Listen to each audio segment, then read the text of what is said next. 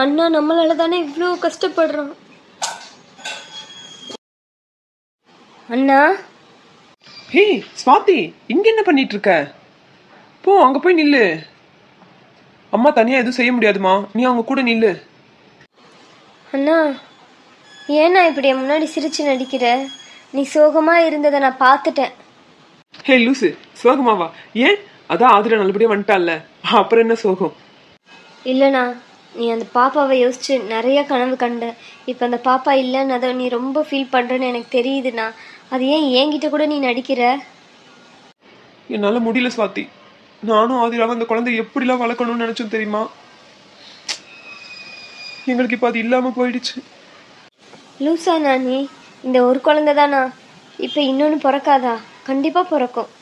உன் மனசுக்கும் அண்ணி மனசுக்கும் கண்டிப்பாக இன்னொரு குழந்தை பிறக்கும் அண்ணா. அதை அத்தையா நான் தான் வளர்ப்பேன், நீ கவலைப்படாத. அதுக்கப்புறம் உனக்கு நடந்த பிரச்சனை யாருக்குமே தெரியாது, நான் சொல்லவும் போறதில்ல. ஆதிராவும் அதுதான் விரும்புவா.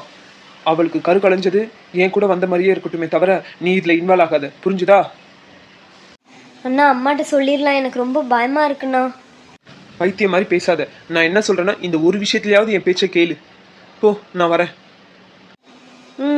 சரிண்ணா, சீக்கிரம் வா. அங்க அம்மாவும் அப்பாவும் தனியா இருக்காங்க.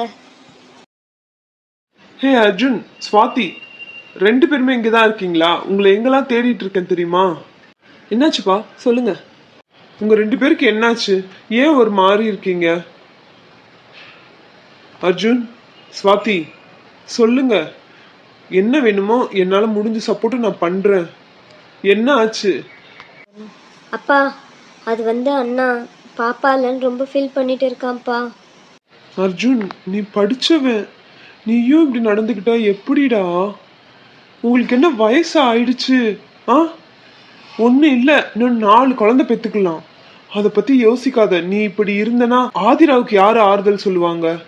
யோசிச்சு பாரு. சரி, இதுல இருந்து ஃபர்ஸ்ட் வெளியே வா அர்ஜுன். அதுக்கப்புறம் நான் எதுக்கு வந்தேன்னா, உன் மாமியார் மாமனார் வந்திருக்காங்கப்பா, வா.